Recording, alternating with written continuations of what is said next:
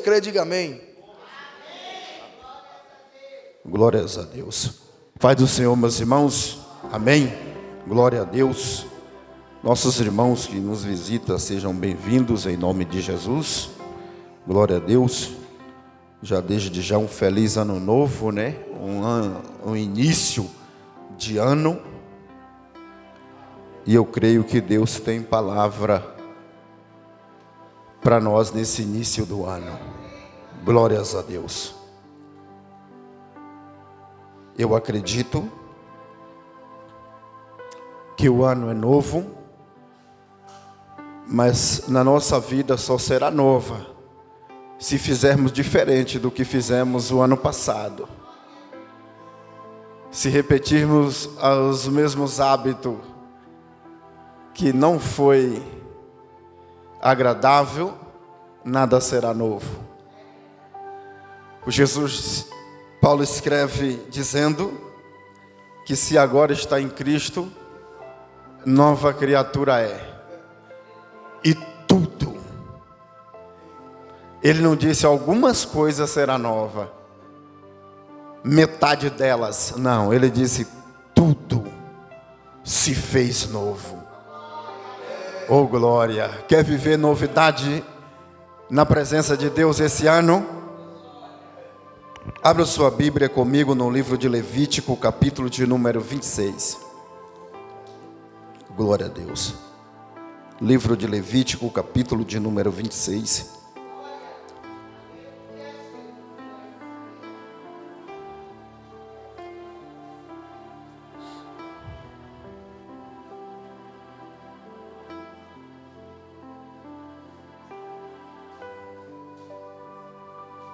Eu vou ler o versículo 1.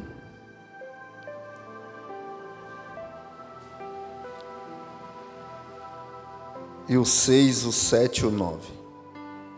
Que está escrito Levítico, capítulo de número 26. Eu espero você achar. Vamos ler o versículo 1.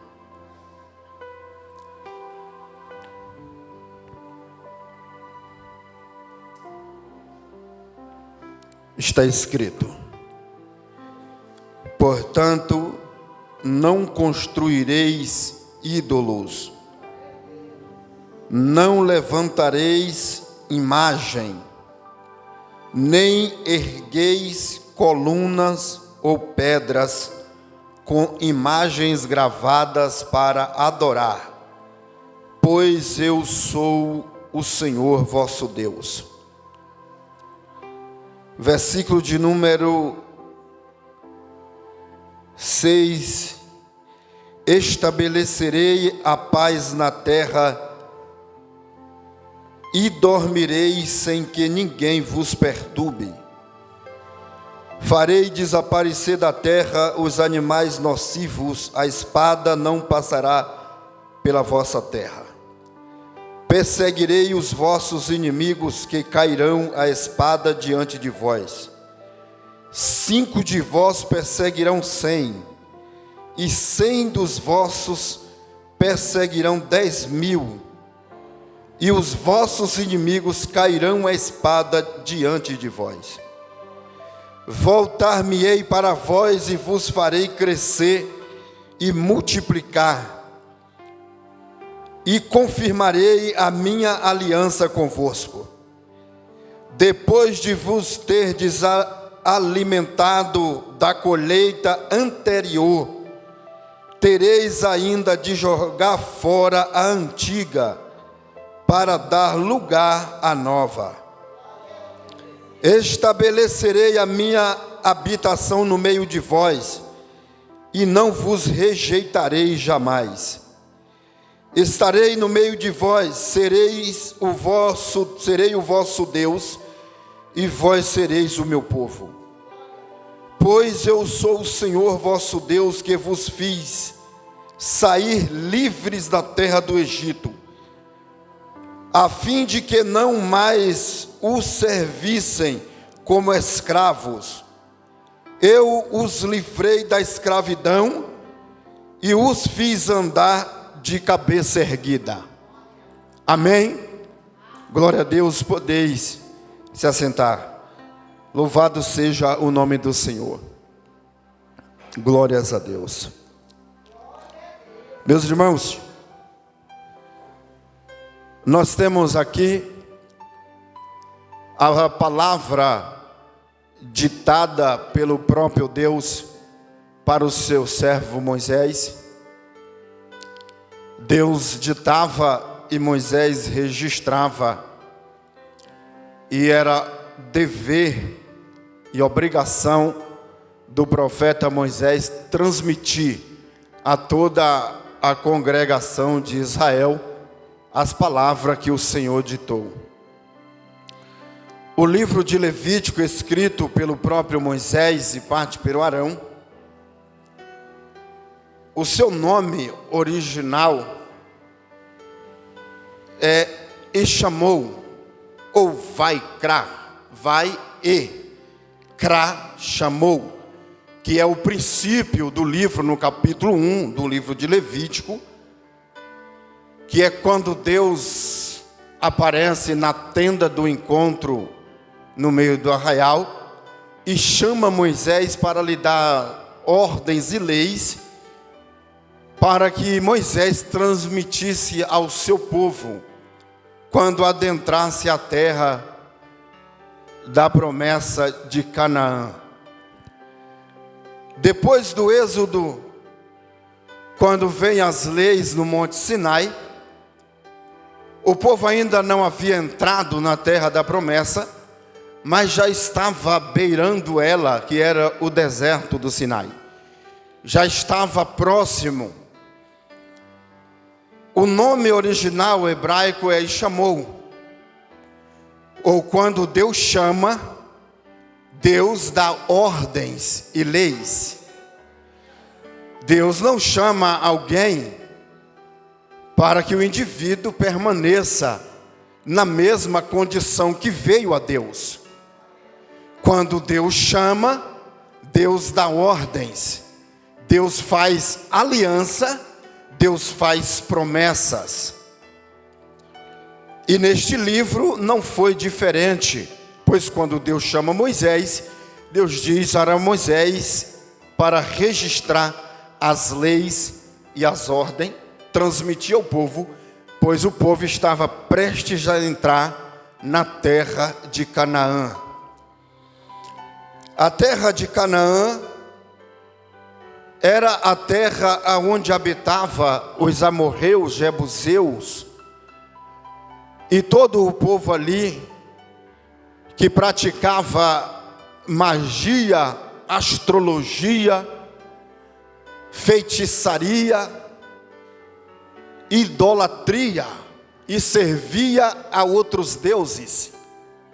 Então Deus vai estabelecer limites e regras para que quando eles entrassem na terra, eles permanecessem separados dos povos vizinhos, pois eles era propenso a entrar ou praticar as obras dos povos vizinhos, porque desde que Deus chamou Abraão, além ou do outro lado do Eufrates, na terra de Ur dos Caldeus, a Escritura diz que Abraão era um homem que servia a outros deuses, juntamente com os seus pais, Abraão, Ló, Naô e Terã, servia a outros deuses além do Eufrates.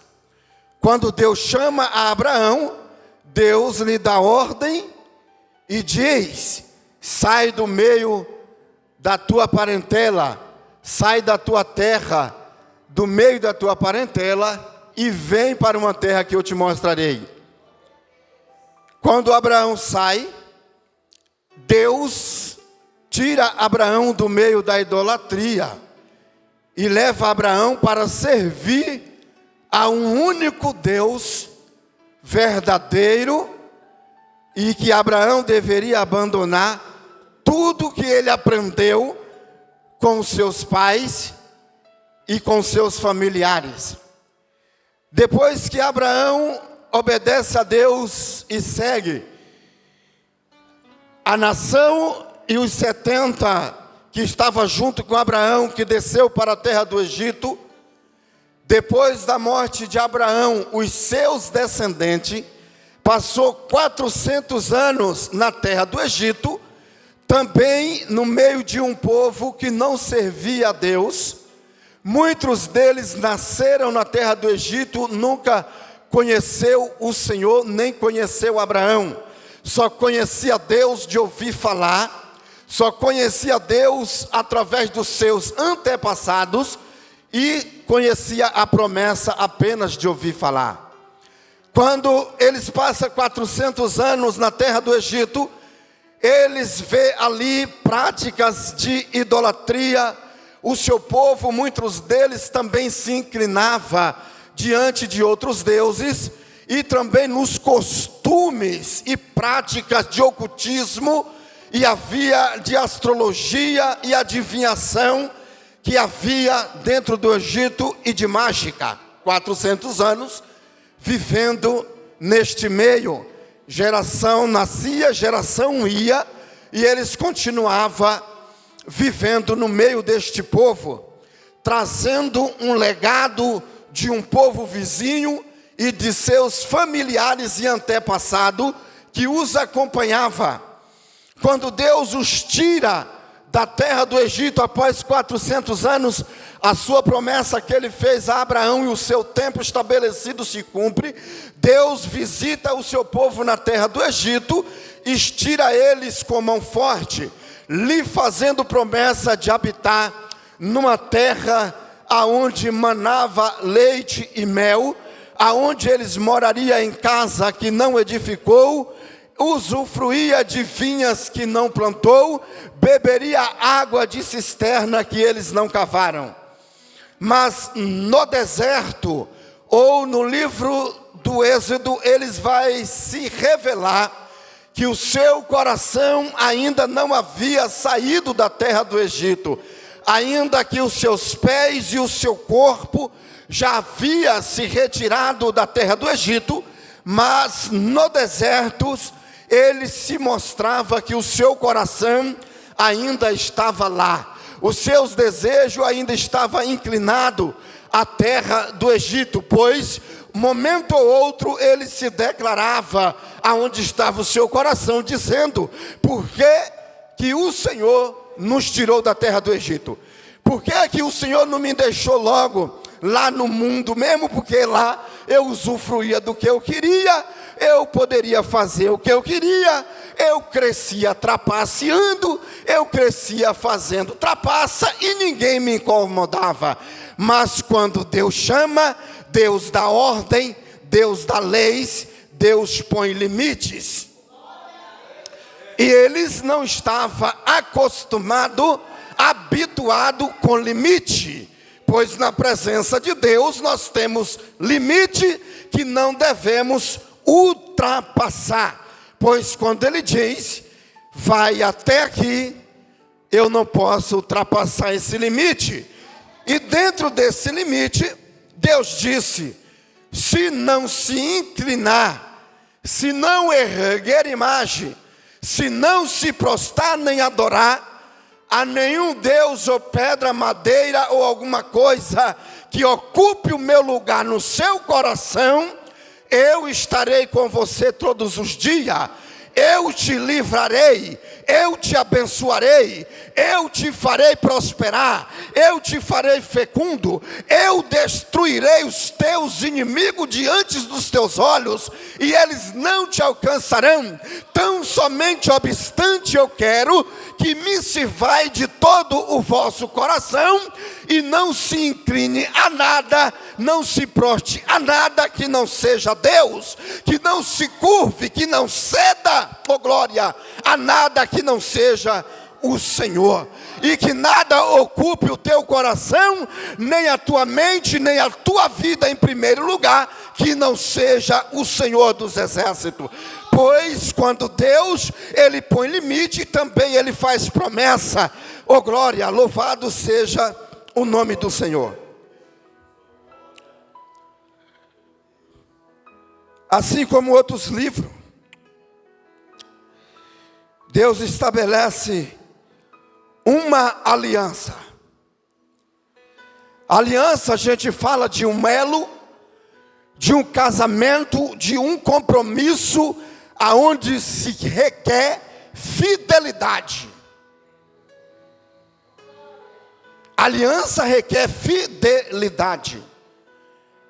Amizade requer fidelidade, pois ninguém quer um amigo infiel, traidor. Pois quando Deus, ele chama Abraão, sim ou não? Ele diz, Abraão foi chamado amigo de Deus, porque creu contra as esperanças. Crer contra as esperanças é quando não existe sinal, é quando alguém diz assim, rapaz, nessa situação tu ainda continua acreditando? Eu não sei como é que tu não já abriu mão disso, esquece. Para você acabou. Esquece essa pessoa, dá um checkmate nessa história. Mas ainda que contra as expectativas e contra as esperanças, o nosso irmão Abraão disse, eu não sou movido pelo que vejo. Oh glória, o que me move, oh glória, o que me move não é o que os meus olhos veem, mas é o que a meu espírito sente. O que me move é o que eu creio, pois como disse Paulo, dizendo, eu sei em quem eu tenho crido, e isso faz a diferença. Pois se eu conheço quem eu creio, se eu sei quem foi que fez a promessa, se eu conheço o dono da promessa, se eu conheço o dono da aliança, se eu sei quem ele é o suficiente para crer contra qualquer expectativa, ou contra qualquer, oh glória, expectativa humana, ou contra aquilo que está diante dos meus olhos. Ló disse para Abraão, dizendo, Abraão, eu já não sou que nem tu, eu já creio no que eu vejo. Se eu vejo um campo verde, eu vou pelo campo verde. E ele apenas acreditava naquilo que via, e a escritura diz que porque ele andava por aquilo que os seus olhos via, ele parou dentro de Sodoma, oh glória, e foi para dentro dos moradores de Sodoma, pela cidade perversa, e necessitou que Abraão, que andava por fé, tivesse que ir lá resgatar ele, para que ele não morresse nas batalhas dos 5 reis que houve dentro de Sodoma. Oh glória, louvado seja o nome do Senhor nessa noite.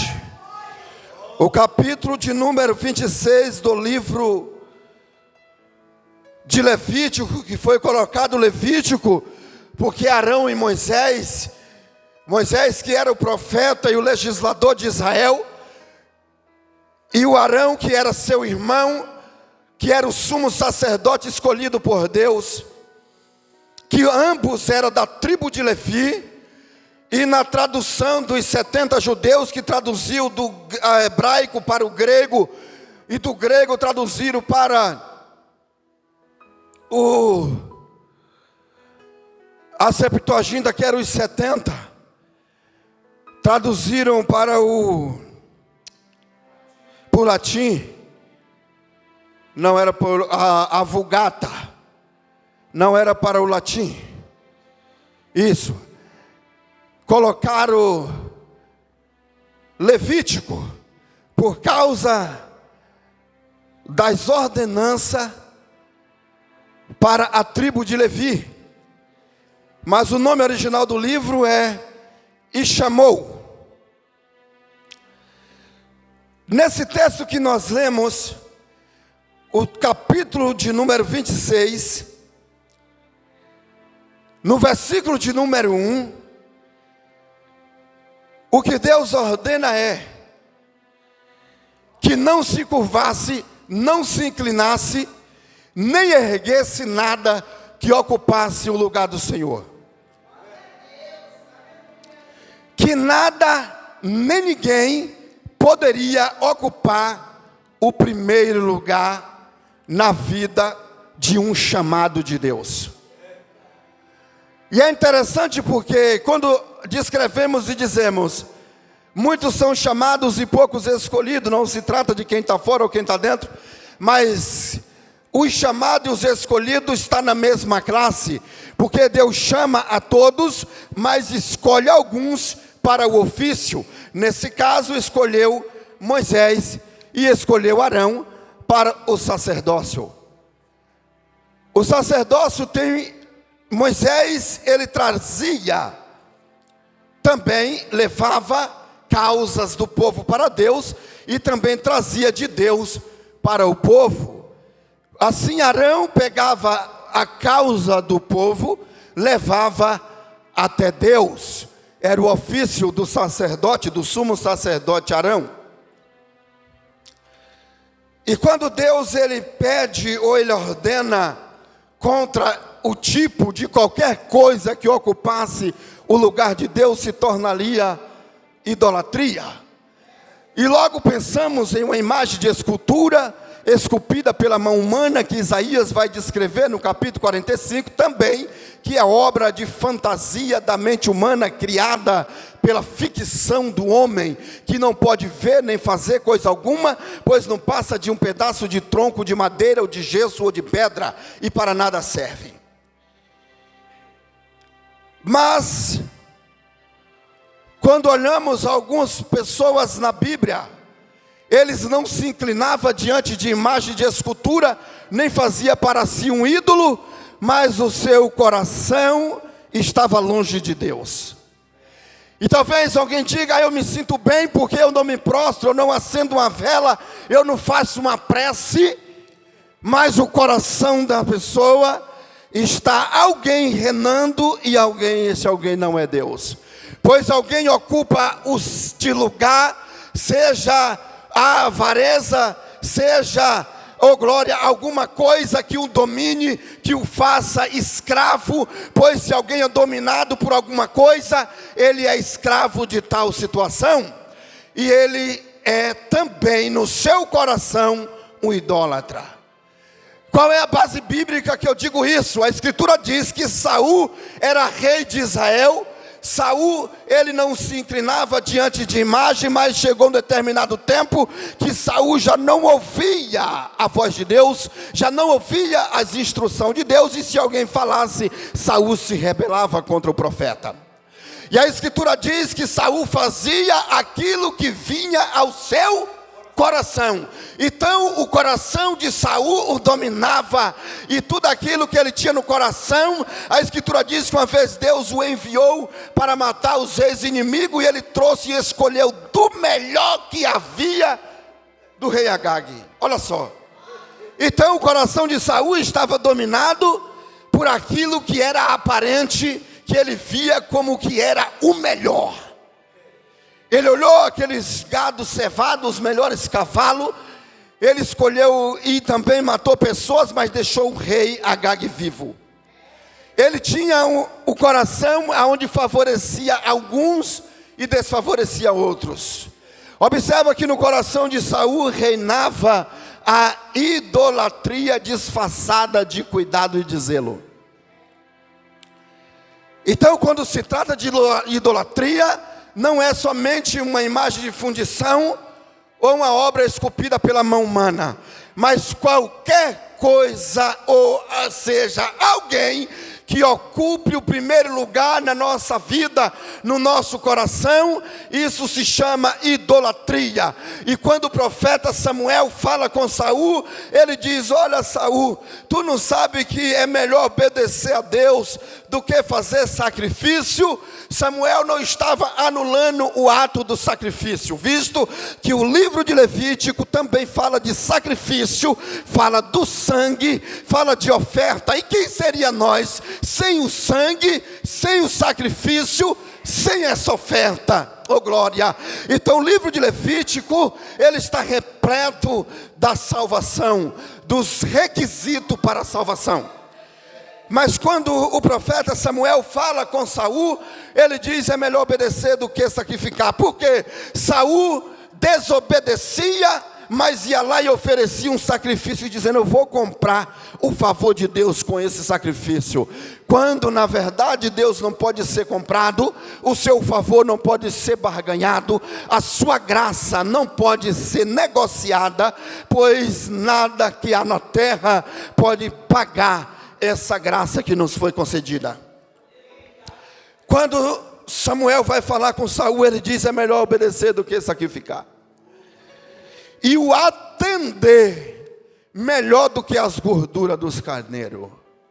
O atender que ele queria dizer atender ao que Deus falava.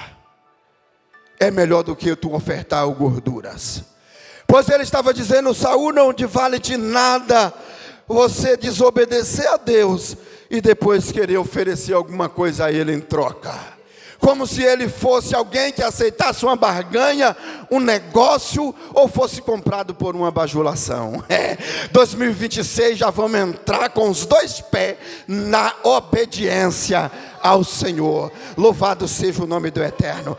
E ele vai falar para Saul dizendo: olha, Saul, o teu coração, ele está dizendo: olha só, tu é orgulhoso e desobediente, visto que o orgulho é uma idolatria no coração, e a teimosia, louvado seja Deus, também um culto ao ídolo do lar. Então ele estava dizendo: teu coração é idólatra, teu coração ama mais as coisas do que a Deus, pois quando tu olhou para o lugar, tu disse: isso é o melhor, então é melhor eu levar isso do que obedecer o que Deus disse. Logo ele estava colocando coisas acima de Deus. Deus, ele não ama coisas, ele ama pessoas, e pessoas não devem amar coisas, devem amar a Deus, e pessoas devem amar pessoas também.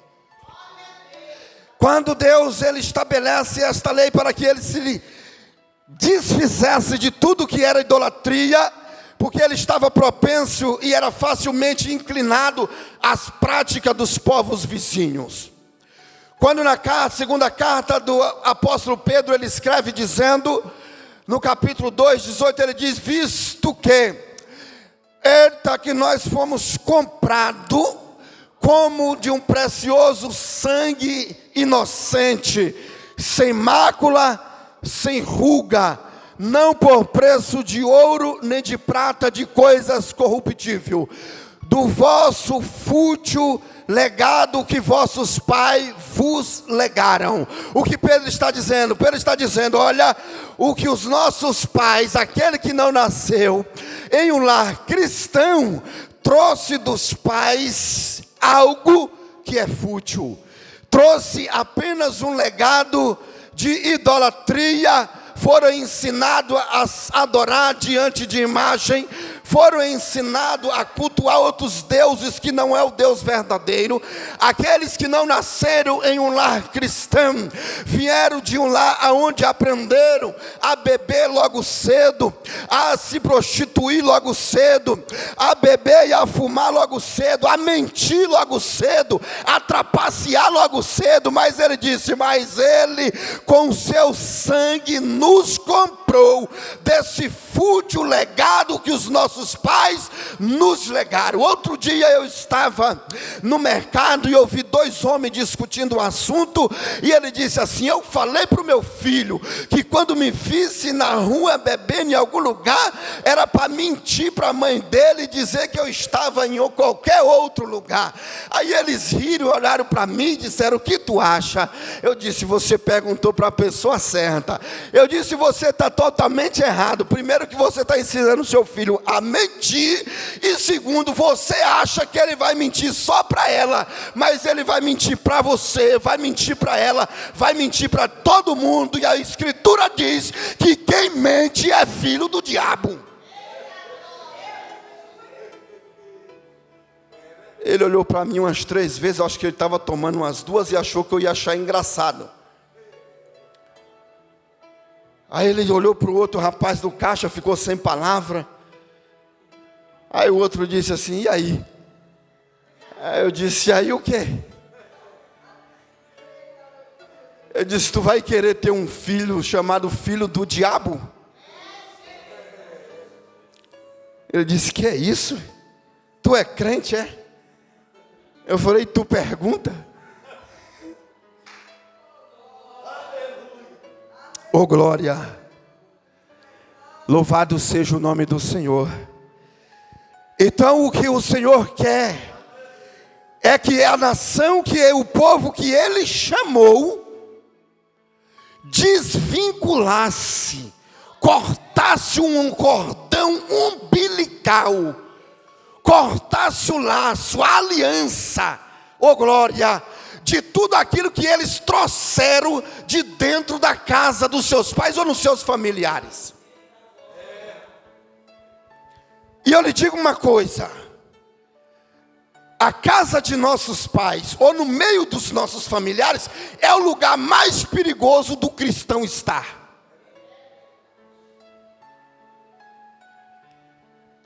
Sabe por quê? Você sabe. É o lugar mais perigoso de se estar, sabe por quê?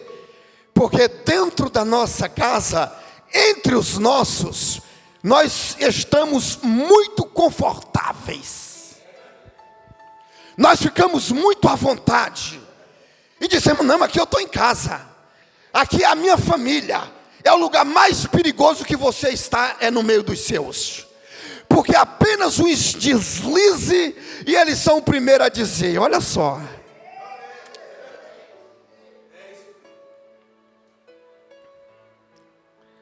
Olha só.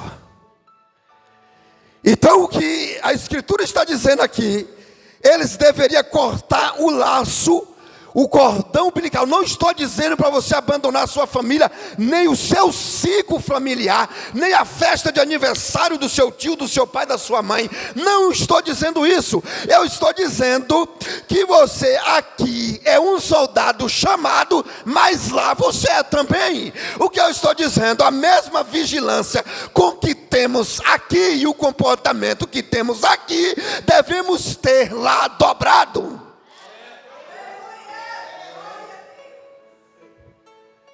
Porque quando estamos participando da mesma adoração deles, estamos participando da mesma conversa, concordamos com o que eles dizem, a ideia deles, e rimos das suas piadas,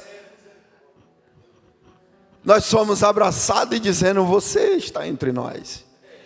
Mas no dia que você, como cristão, se posicionar dentro da sua casa, no meio da sua família, da sua parentela, logo eles dirão. Aí vai o santarrão. Já já ele é arrebatado. Já vai o pastorzinho. Alguém vai arrumar alguma coisa para afligir. Porque você está indo contra um sistema que é normal. Que é normal. Mas esse ano de 2026, Deus quer posicionamento. Vínculos que não edificam, Deus está dizendo, corte. Porque eu tenho promessa para quem eu chamei. Ô glória, e só vai vivenciar quem estiver disposto a sofrer a dor do corte do vínculo. Porque cortar vínculo às vezes dói. É desconfortável. É desconfortável, irmã Neuza, porque no primeiro momento nós vamos ser rejeitados e às vezes até não bem-vindo nas suas festas e banquetes, no primeiro princípio. Mas com o tempo, o próprio Deus se encarrega de colocar as suas coisas no seu devido lugar. E eles mesmos vão dizer, vem na minha casa fazer uma oração pela minha vida. Que dia tu vai buscar a Deus para que eu vá contigo também? Tinha um rapaz orgulhoso que eu trabalhava com ele, e eu falava de Cristo para um, falava de Cristo para outro, mas eu olhava para ele, o Espírito me dizia, ele é orgulhoso. O Espírito me falava, ele é soberbo, e eu não falava também. não falava de Cristo para ele.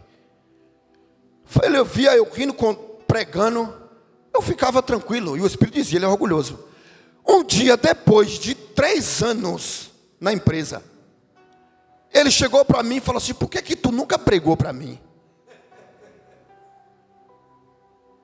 Eu falei: o que você quer ouvir? Não, porque eu vejo você pregando para algumas pessoas. Eu falei: é porque elas ouvem. Eu vou na tua igreja um dia. Eu falei: a igreja de Cristo está lá, vamos lá. E ele veio, se converteu, está em algum lugar, e que Deus seja louvado por isso. Mas o que eu estou dizendo, se você tiver postura, posicionamento de cristão, vai causar em alguém uma sede, ele vai dizer assim: me dê água para beber. Porque quando alguém está muito cheio, diz assim, rejeita. Ele diz: não, não quero não. Mas tu diz assim: não, mas é de graça. Ele diz: mas eu não quero, eu estou farto. Mas quando a sede vem na alma, ele diz: me dê um copo dessa água. Aí tu diz: eu não vou te dar só um copo não, vou te dar um cântaro cheio. Louvado seja o nome do Senhor. Pois Deus tem promessa para 2026 na tua vida. Oh glória! Mas Deus está requerendo alguns cortes necessários. Porque quando alguém divide a adoração, Deus diz: eu não divido a minha glória. Ele diz: você não pode servir a 2 senhores. Deus não quer alguém com o coração dividido. Ou está por inteiro, ou não está. Pois quando alguém está dividindo o espaço que é só de Deus, Deus não briga. Ele apenas se retira. E diz: no dia que meu espaço estiver pronto, eu retorno. Mas Deus não divide espaço com Baal. Deus não divide casa com Astarote, com Azera. Deus não divide altar com Santo Expedito, São Jorge, seja lá quem for. Ou Deus é único, ou Ele tem primazia, ou do contrário, vamos esperar a promessa para 2027.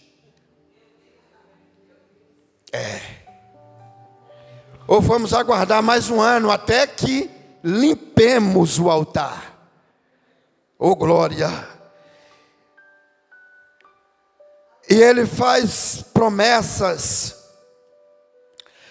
E ele diz: vocês perseguirão os inimigos e cairão a espada diante de vós. Ele diz assim: os inimigos vão ficar cansados. Não, ele não disse que ia ficar cansado.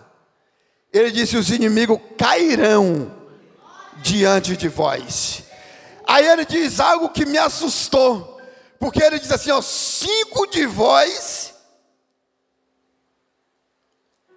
vai perseguir 100. E 100 de vós perseguirá 1000.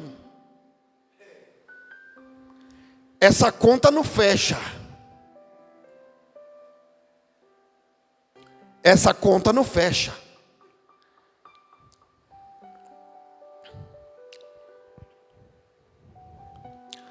Cem de vós perseguirão 10.000. Essa conta não fecha, varão.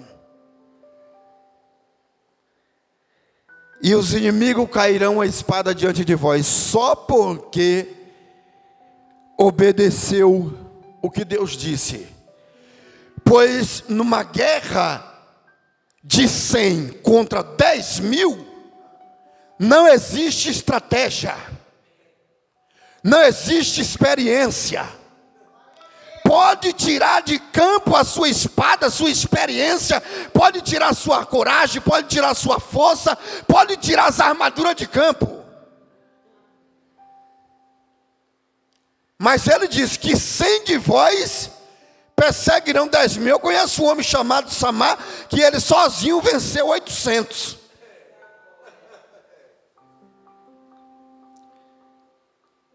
E agora eu me pergunto, com que força, com que estratégia de guerra, um homem no meio de um campo aberto, com 800 soldados armados cercando ele pode vencer uma batalha?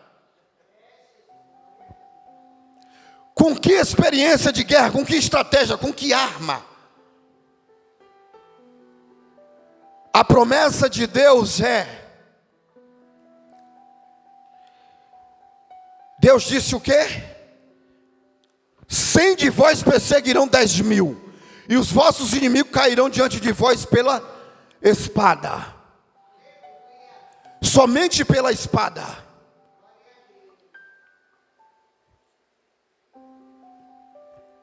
Não se trata de estratégia, experiência, tempo de guerra. Eu aprendi o combate e agora eu sei lutar. E eu posso ir para o campo de guerra e venço qualquer coisa.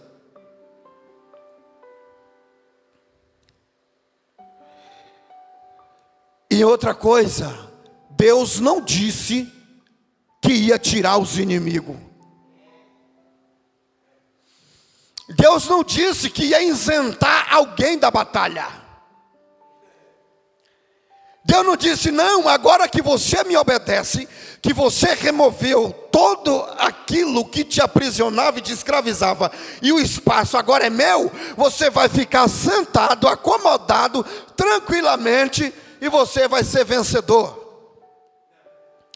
Deus disse, eu não vou remover os inimigos,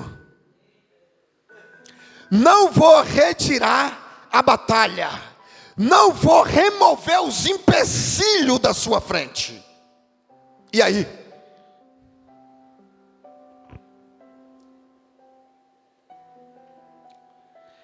Deus disse, quem disse que eu vou te isentar da batalha?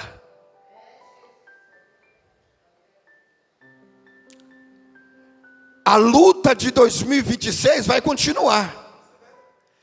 As mesmas tentações que tinha em 2025 que a gente enfrentou e venceu, se não dobrar em 2026, glória a Deus por isso, mas elas vão continuar. Os obstáculos vão estar na nossa frente. A batalha vai continuar a mesma. Agora tem uma diferença.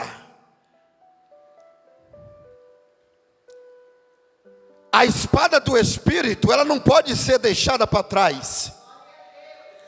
O que vai fazer os inimigos partir em fuga, o que vai remover os obstáculos da nossa frente, será a nossa obediência primária a Deus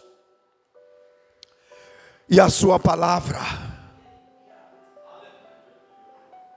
Se alguém pensou que eu ia pregar que a guerra parou em 2026, eu estaria sendo mentiroso. Talvez alguém até gostasse, mas era mentira. A nossa luta só vai terminar no dia que Cristo arrebatar este povo que está aí sentado. Mas até lá nós vamos enfrentar tentação, nós vamos enfrentar frustração, tempestade, vendaval, vento forte, oh glória, nós vamos enfrentar todo tipo de sedução do inimigo, emboscada e cilada, que são os piores que tem. Porque emboscada e cilada são armadilhas ocultas, que a gente não vê, mas Efésios 6:10 diz que elas existem. E são as mais perigosas, porque as que vemos nós desviamos e passamos, mas aqui não vemos, somente os olhos espirituais podem nos mostrar, para não pisar em um laço do passarinheiro. Mas elas continuarão lá. Mas ele disse, oh glória, 100 de vós perseguirão 10.000 e os vossos inimigos, as vossas tempestades, as vossas, ó glória, empecilhos e tudo que é barreira que se colocar na frente, pode ser 10.000, todas elas vão cair por terra.